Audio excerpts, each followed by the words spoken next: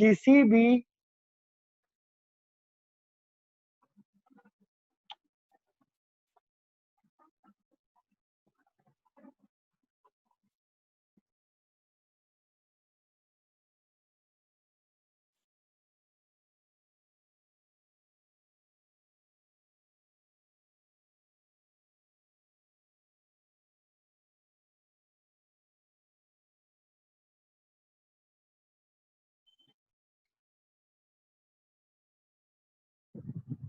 देखो, सबसे पहले तो प्रोबेबिलिटी के बारे में पढ़ते हैं। जैसा कि आपको पढ़ाया गया था प्रोबेबिलिटी के बारे में, प्रोबेबिलिटी का मीनिंग आपको क्या समझाया गया था कि किसी भी चीज की होने की प्रोबेबिलिटी, प्रोबेबिलिटी का मतलब होता है संभावना हिंदी में, कि हो सकता है कि नहीं हो सकता, वो चीज निकालना। तो प्रोबेबिलिटी क्या है? एक अनसर्टेन चीज है कि जो हो भी सकती है और नहीं भी हो सकती। तो प्रोबेबिलिटी क्या है? संभावना। आज बारिश हो सकती है, नहीं हो सकती, इसकी प्रोबेबिलिटी क्या है? ठीक है। तो प्रोबेबिलिटी मतलब अंदाजा एक तरीके का, संभावना एक तरीके की। तो प्रोबेबिलिटी किसी भी चीज की, उसको फिलहाल के लिए मैंने नाम दिया है ई का। ई के होने की प्रोबेबिलिटी क्या होगी? ई के होने, तो जितने टोटल नंबर ऑफ केसेस है वो नीचे,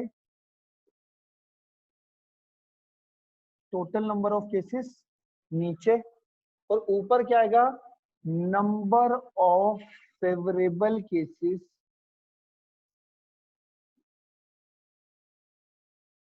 टू ई। ठीक है। तो प्रोबेबिलिटी ऑफ इवेंट क्या होता है, इसको क्या पता है? Probability of any event is equal to number of favourable cases to E. इस ई इवेंट को कितने केस फेवर कर रहे हैं, divide by total number of case. इसका एग्जांपल लेके समझा देते हैं, आपको समझ में आ जाएगा। तो एग्जांपल में सबसे पहले एक डाई अगर मैं फेंकता हूँ, डाइस, ठीक, अगर उस डाइस को अगर मैं फेंकूं तो उसके टोटल पॉसिबल आउटकम कितने होते हैं बताओ? डाइस के डाइस होते हैं ना लूडो, 6 कौन से होते हैं? आइदर 1 आ सकता है उसमें, या 2 आ सकता है, या 3, या 4, या 5, या 6। अगर कोई तुम्हें कहे जी 2 आने की प्रोबेबिलिटी बताओ, 2 आने की, तो 1/6। हम फॉर्मूले के अकॉर्डिंग पहले सोचेंगे कैसे कि टोटल केस कितने हैं? 6। वो 6 कौन से केसेस हैं? 6 पहले देखो, 1 भी आ सकता है, 2 भी आ सकता है, 3 भी, 4 भी, 5 भी, 6। 2 मिनट अब मैं कहता हूँ जी प्रोबेबिलिटी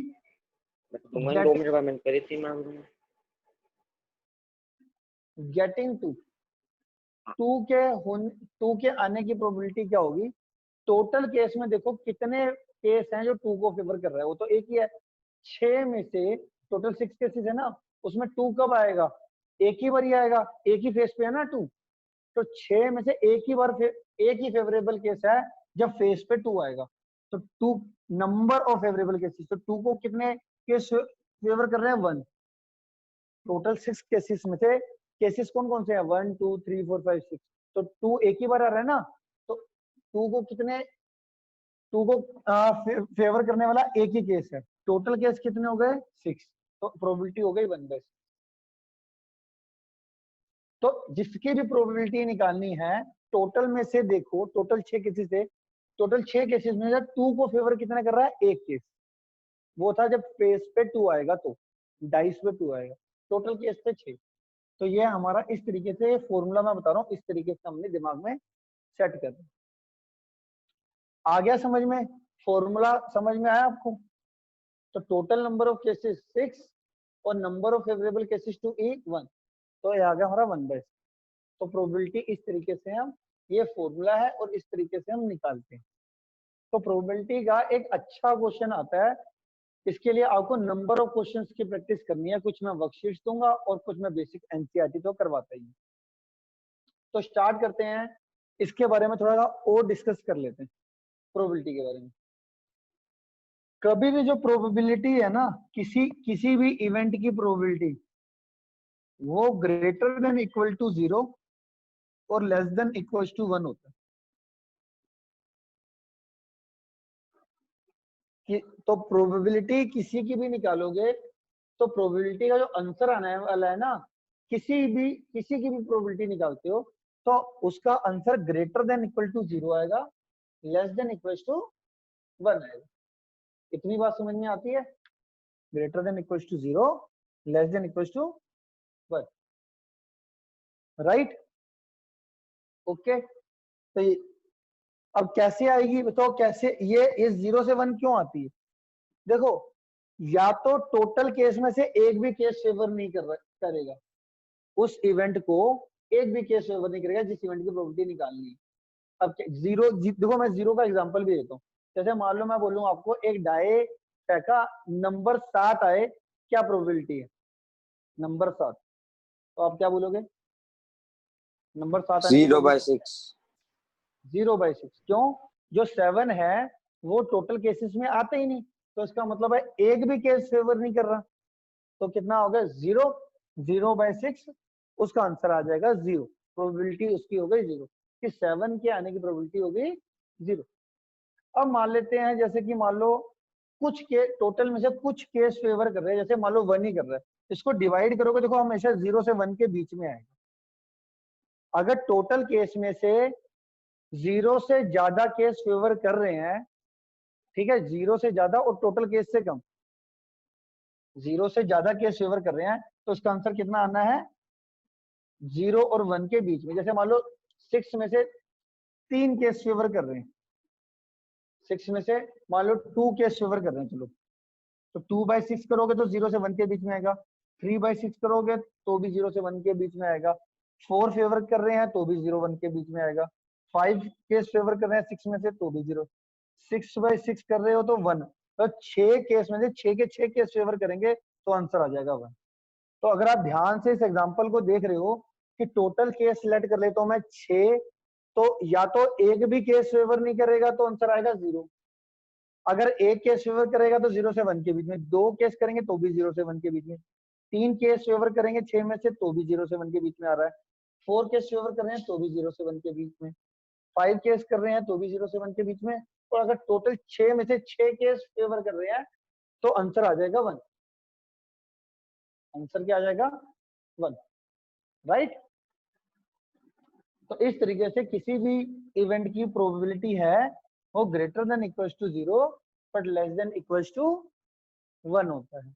ये कोई बच्चा ऐसा जिसको नहीं समझ में आया तो पूछ लो। सर दोबारा समझाना। किसी भी इवेंट की प्रोबेबिलिटी 0 से 1 होती है, ठीक है? 0 से 1 कैसे होती है कि अगर टोटल केस मान लो 6 है, एक भी केस फेवर नहीं करता, जिसकी प्रोबेबिलिटी निकालनी है लेट कर लेते हैं, उसको एक भी केस फेवर नहीं करता। जैसा मैंने एग्जांपल दिया है कि एक डाई थ्रो करोगे तो उसमें 7 आए तो उसकी प्रोबेबिलिटी क्या होगी? एक डाई, अब एक डाई में 7 होता ही नहीं है तो उसकी प्रोबेबिलिटी क्या होगी 7 के आने की? 0 केस फेवर कर रहे हैं 6 में से, टोटल केस 6, उसमें 7 आता नहीं, तो 0/6 आएगी उसकी प्रोबेबिलिटी, तो 0 आ गया। अगर 6 में से कोई एक केस फेवर करे या 2 केस या 3 या 4 या 5, तो इसमें देखो इसको डिवाइड करोगे तो हमेशा प्रोबेबिलिटी कहां से आएगी? 0 से 1 के बीच में आएगी। अगर टोटल 6 केस हैं और 6 के 6 केस फेवर कर रहे हैं जिसकी प्रोबेबिलिटी निकालनी है, तो प्रोबेबिलिटी हो जाती है 1। एक भी केस फेवर नहीं करेगा तो प्रोबेबिलिटी 0, 6 के 6 केस फेवर करेंगे उस इवेंट को तो प्रोबेबिलिटी 1। बता दो।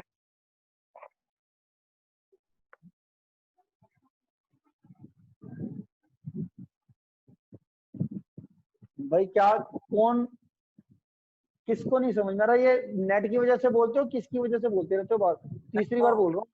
तो पॉज हो रही थी सर, अब ठीक है। जिसकी वीडियो पोज हो रही है भाई, एक बार बता सकता हूँ, उसके बाद ये यूट्यूब पे वीडियो बन रही है, यूट्यूब पे डेली जाती है, तो देख लिया करो आप। अब किसी की 10 बच्चों की 10 बारी वीडियो पोज होगी तो मैं एक ही चीज को 10 बार रिपीट नहीं कर पाऊंगा।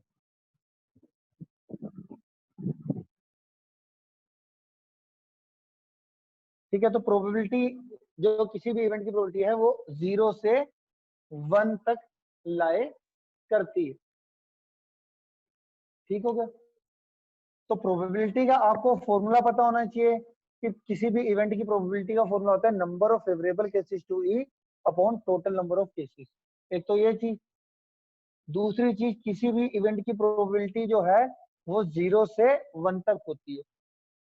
इसमें से जीरो जिस इवेंट की प्रोबेबिलिटी 0 होती है उस इवेंट को हम कहते हैं ई इज इम्पॉसिबल इवेंट।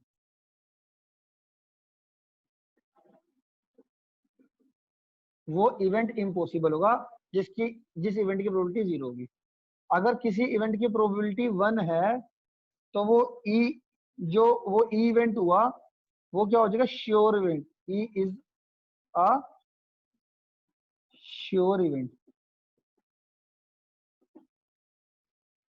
तो हमारे पास अब ये इम्पॉसिबल इवेंट क्या है, जैसा कि मैंने आपको बताया था, एक डाइस थ्रो करते हैं और उसमें 7 आने की क्या प्रोबेबिलिटी है, तो आप क्या बोलोगे, 0। एक डाइस में टोटल केस कितने, 6। डाइस में टोटल केस कितने, 6। और वो कौन से होते हैं, 1 2 3 4 5 6। अब मैं कहूँ 7 आने की प्रोबेबिलिटी क्या है, तो आप क्या बोलोगे, सर है ही 0। तो 0 प्रोबेबिलिटी, और वो 7 आ सकता है कि नहीं आ सकता, वो इवेंट इम्पॉसिबल इवेंट हुआ कि आप बोलोगे सर इम्पॉसिबल इवेंट है, ये नहीं हो सकता।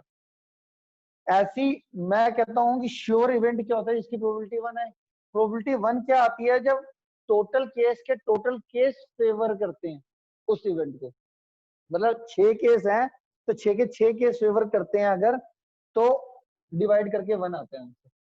अब ऐसा कौन सा इवेंट में होगा, ऐसा मान लो मैं एक इवेंट ले लेता हूं कि मान लो अगर एक डाई में 1 से लेकर 6 तक नंबर आया तो मैं जीता, और अगर 1 से 6 को छोड़ के कोई और नंबर आया तो 10th क्लास जीती, तो कौन जीतेगा, सर आप ही जीतोगे। तो इसका जो इवेंट है वो 100% जीतूंगा ना मैं, किसी को शक तो नहीं है। No sir. तो अगर 1 से 6 आया तो मैं जीतूंगा डाई थ्रो करने पे, और इसको छोड़ के अगर कोई और नंबर आया तो 10th क्लास जीतेगी, तो कौन जीतेगा, मैं जीतूंगा। क्यों जीतूंगा, क्योंकि जितने भी टोटल केस थे वो मुझे ही विन कराएंगे। तो आप उस केस में आप वो गेम खेलोगे ही नहीं मेरे साथ, ये वाली। आप कहोगे सर आपने ही जीतना है तो आप फायदा क्या खेलने। तो वो क्या हुआ, वो श्योर इवेंट है इसीलिए आप नहीं खेलोगे, क्योंकि 100% आशीष सर ही जीतने वाले। तो उसी तरीके से श्योर इवेंट क्या होता है, जब अब 6 के 6 केस मेरे को फेवर करने, टोटल केस कितने, 6। आशीष सर को विन करने वाले केस कितने, वही 6 के 6। तो जो मेरे को फेवर कर रहे हैं वो टोटल केस जितने भी हैं वो सारे फेवर कर रहे हैं, तो 6/6 मेरा आंसर आ जाएगा 1। तो श्योर ई क्या हो जाएगा हमारे पास, श्योर इवेंट। तो अगर किसी की प्रोबेबिलिटी 0 आ रही है दैट मींस वो इम्पॉसिबल इवेंट। तो उल्टा भी होता है, अगर इम्पॉसिबल इवेंट है तो प्रोबेबिलिटी 0, अगर प्रोबेबिलिटी किसी इवेंट की 0 है तो वो इवेंट इम्पॉसिबल। किसी इवेंट की प्रोबेबिलिटी 1 है तो वो इवेंट को हम श्योर इवेंट कहेंगे, और अगर कोई इवेंट श्योर इवेंट है तो उसकी प्रोबेबिलिटी 1 होगी। किसी बच्चे को नहीं समझ में आया, जो भी चीज नहीं समझ में आई वो सर अगर प्रोबेबिलिटी ऑफ इवेंट 0 पॉइंट ऐसे में कुछ होती तो हम क्या लिखते, वो जनरली होता है, उसको कहते हैं हम अनसर्टेन इवेंट। अनसर्टेन एक होता है, देखो वर्ड यूज करते हैं प्रोबेबिलिटी के अंदर, सर्टेन इवेंट और अनसर्टेन इवेंट। सर्टेन इवेंट होते हैं जो मुझे फिक्स पता है होंगे, उन अनसर्टेन इवेंट जो मुझे नहीं पता कि क्या होने वाला है उन इवेंट में क्या। जैसे मान लो मैं तुम्हारे को कहूँ एक डाई मैंने थ्रो करी, उसमें मैंने कहा कि कौन सा नंबर आने वाला है, तो आप क्या बोलोगे, हमें क्या पता सर कौन सा, अनसर्टेन। अनसर्टेन है। जो चीज अनसर्टेन होता है जो कि हमें नहीं पता, आपसे क्वेश्चन पूछा तो आपके पास पॉसिबिलिटीज तो सारी पता है कि सर 1 भी आ सकता है, 2 भी आ सकता है, 3 भी आ सकता है, 4 भी आ सकता है, 5 भी आ सकता है, 6 भी आ सकता है। तो ये क्या हुआ, अनसर्टेन इवेंट, जो कि फिक्स्ड नहीं है।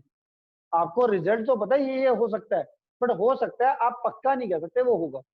तो अगर एक डाई थ्रो करूं मैं, तो अगर प्रोबेबिलिटी मतलब तो अनसर्टेन इवेंट है, अनसर्टेन इवेंट में क्या हुआ, ना तो 0 केस फेवर करे, ना तो प्रोबेबिलिटी 0 है, ना प्रोबेबिलिटी 1 आए।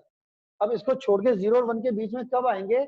जब फेवरेबल केस 0 से ज्यादा हो और टोटल केस से कम हो। जैसे कि मान लो मैंने कहा था ये 1 2 3 4 5 ये वाले 6 में से एक केस फेवर कर रहा हूं, 2 3 4 5। सिर्फ मैंने कौन सा केस नहीं लिया? एक ये वाला केस नहीं लिया और एक ये वाला केस नहीं लिया। तो इनकी प्रोबेबिलिटी सबकी 0 से 1 के बीच में आएगी। तो टोटल केस में से मिनिमम एक केस से ज्यादा और 5 से कम, मतलब या तो 0 को नहीं कवर करना और 6 के 6 केस को कवर नहीं करना। तो इन सबके केस की प्रोबेबिलिटी जो आएगी वो 0 से 1 के बीच में आने वाली। क्या कहते हो? आ गया समझ में? ओके सर, आगे सर समझ आ गया ना? तो 0 जब प्रोबेबिलिटी 0 कब आती है? जब फेवरेबल 0 होता है। तो प्रोबेबिलिटी 1 कब होती है? जब फेवरेबल केस और टोटल केस सेम हो जाए। इसको छोड़ के हर एक की प्रोबेबिलिटी 0 से 1 के बीच में ही आनी है। टोटल रिजल्ट जो है वो ये, ठीक है। और हर बच्चे ने साथ के साथ लिखना है, इस बात का ध्यान रखना, बार बार कह रहा हूँ। जोन से भी बच्चों को ऑनलाइन दिक्कत आ रही है वो वही बच्चे हैं जो एकदम आराम से बिना नोटबुक लिए बिना पेन लिए पढ़ रहे हैं। तो मैं खास तौर से कह रहा हूँ, एक तो वैसे कुछ बच्चों को, जैसे अभी हमारे को ऑनलाइन की आदत नहीं है, बट ऑनलाइन की आदत पाने के लिए आपको वैसे ही पढ़ना पड़ेगा जैसे हम ऑफलाइन में पढ़ते थे। मेरे को भी वैसे पढ़ाना पड़ेगा, अब आपको भी। अब कैसे होगा वो? आप ऑफलाइन कैसे करते थे? आपके नोटबुक पेन होती थी, आपके पास सामने बोर्ड होता था, बोर्ड आज भी है, मैं आज भी हूँ। आपने इंटरेक्शन रखनी है, बस आपकी आवाज मुझे सुनाई दे रही है, मुझे आपकी, बट दिख नहीं रही ना। अब इसको छोड़ के बाकी सारा काम हो रहा है। मैं, आप मेरे को देख पा रहे हो? एकदम देख पा रहे हो। अब नोटबुक पेन रेडी रख के लिखते रहो और हर रोज का हर रोज होमवर्क करते रहो। मेरे अकॉर्डिंग ऑनलाइन में कोई दिक्कत नहीं आएगी। अटेंडेंस पूरी होनी चाहिए। ये लिख लिया सारा? ये लिखो 1 पॉइंट 2 पॉइंट, ये 3 और 4, ये 4 पॉइंट लिखो।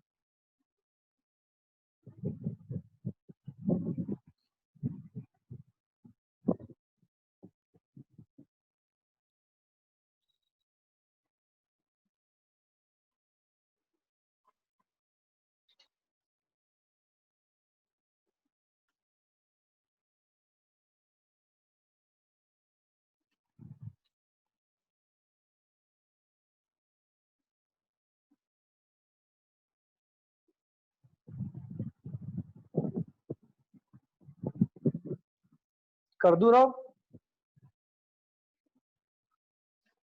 कर दो सर। तो ये था प्रोबेबिलिटी के बारे में।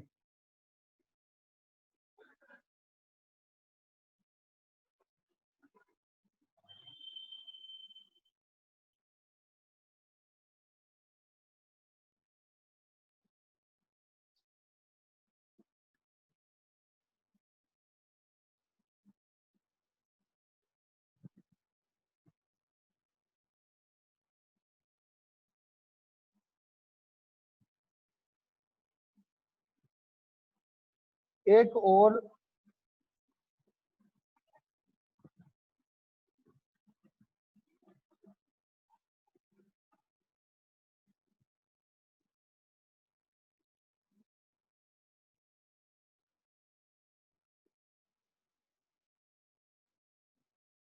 एक ना एमसीक्यू के अंदर एक नंबर का क्वेश्चन आ सकता है आपको।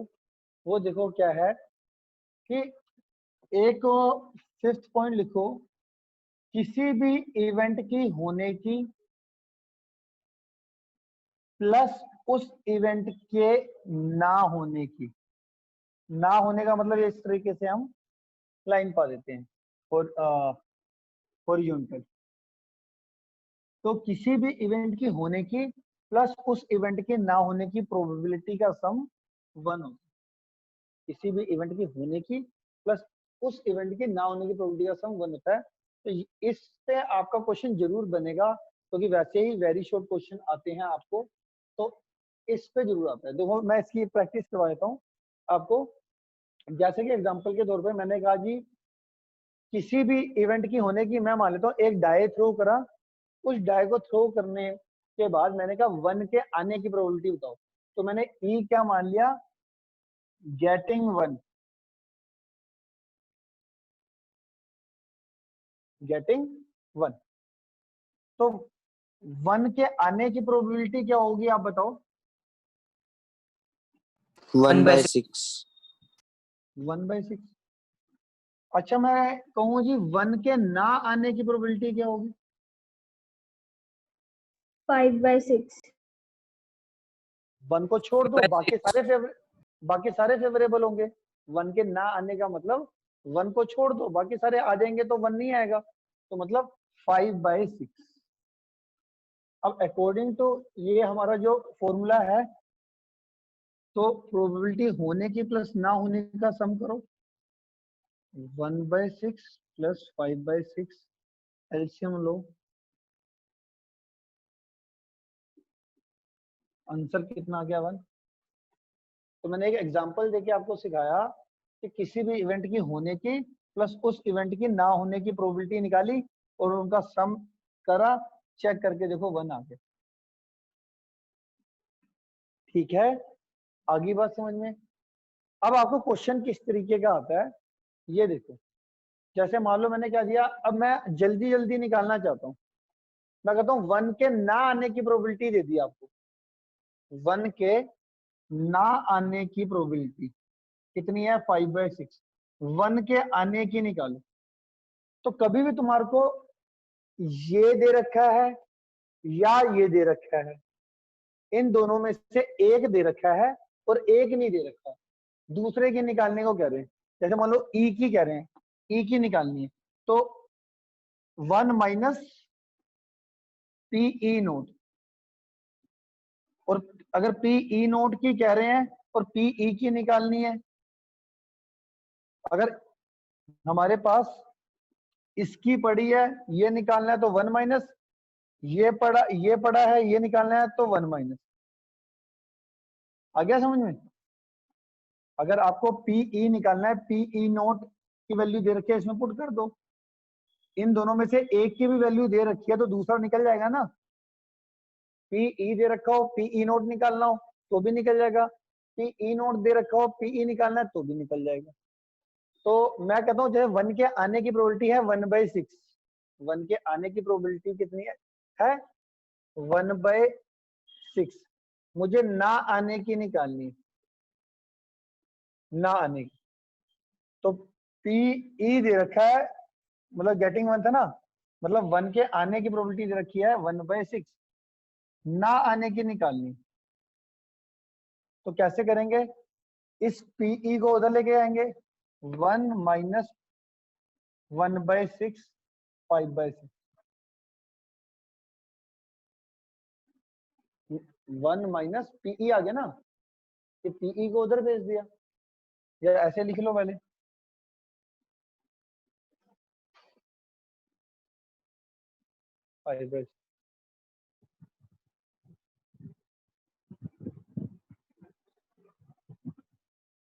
ठीक है।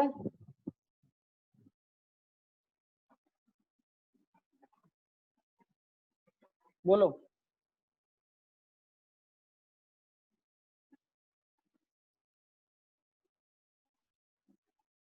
आ गया समझ में? मैं कहूँ 3 की आने की प्रोबेबिलिटी 3/4 है। एक मेरे को आंसर दो सारे बच्चे, 3 की आने की प्रोबेबिलिटी 3/4 है, 3 की ना आने की प्रोबेबिलिटी बताओ कितनी होगी? 1/4। 1 माइनस 3/4, एलसीएम ले लोगे, 4 माइनस 3 1/4। सर कैमरा लेफ्ट में करना थोड़ा।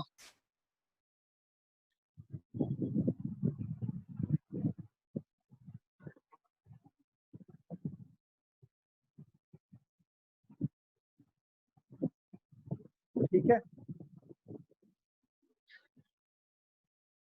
मैं कहूं दो दोस्तों का बर्थडे सेम डे पे आएगा, दो दोस्तों का बर्थडे सेम डे पे आएगा, उसकी प्रोबेबिलिटी है 4/6। तो दो दोस्तों का सेम डे पे बर्थडे नहीं आएगा, उसकी प्रोबेबिलिटी निकालो। 2/6 2/6 1 माइनस 4/6, एलसीएम ले लोगे तो 2/6 मतलब 1/6। और अगर मैं तुम्हारा उल्टा दे दूं, वो दे दूं दो दोस्तों का सेम डे पे बर्थडे नहीं आएगा, उसकी प्रोबेबिलिटी है 1/3। तो दो दोस्तों का सेम डे पे बर्थडे आएगा, 2/3 उसकी प्रोबेबिलिटी 2/3 1 माइनस 1/3। तो क्या कहते हो, ये इस टॉपिक पे क्वेश्चन कोई सा भी आएगा कर लोगे? हमेशा तुम्हारे को जनरली क्या कहा जाएगा कि इन दोनों में से एक चीज दी होगी और दूसरी अपोजिट की निकालनी होगी। अपोजिट की 1 के आने की प्रोबेबिलिटी दे देंगे तो 1 के ना आने की प्रोबेबिलिटी निकालनी है, 1 के ना आने की प्रोबेबिलिटी दे देंगे तो 1 के आने की प्रोबेबिलिटी निकालनी है। तो यही वाला फॉर्मूला लगेगा 1 माइनस करके। अगर तुम्हारे दो दोस्तों का सेम डे पे बर्थडे है, इस दे रखा है, तो दो दोस्तों का सेम डे पे बर्थडे नहीं आएगा, उसकी प्रोबेबिलिटी निकालने को क्या देंगे, तो दो दोस्तों का सेम डे पे बर्थडे नहीं आएगा, उसकी प्रोबेबिलिटी गिवन है, और आपको क्या निकालने को क्या देंगे, दो दोस्तों का सेम डे पे बर्थडे आएगा, उसकी प्रोबेबिलिटी निकालनी। तो इसके क्वेश्चन इसी तरीके से बनते हैं। तो हमेशा क्या करना है, 1 माइनस करके आपका आंसर आ जाता है। जैसे ही मैंने कहा 1 माइनस ई दे रखा है, ई नोट निकालना है 1 माइनस, ई नोट दे रखा है, ई निकालना है तो 1 माइनस, हमेशा 1। तो कोई ऐसा बच्चा जिसको नहीं समझ में आया तो पूछ सकते हैं।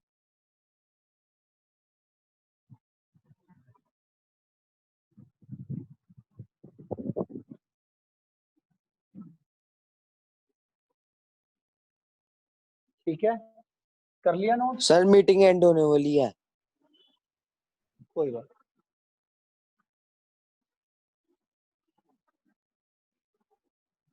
आज मैं आपको एक एक नंबर के क्वेश्चन की वर्कशीट भेजने वाला हूं, तो आपने प्रोबेबिलिटी में एक एक नंबर के क्वेश्चन सारे करने। रीजॉइन कर लो जरा एक बार।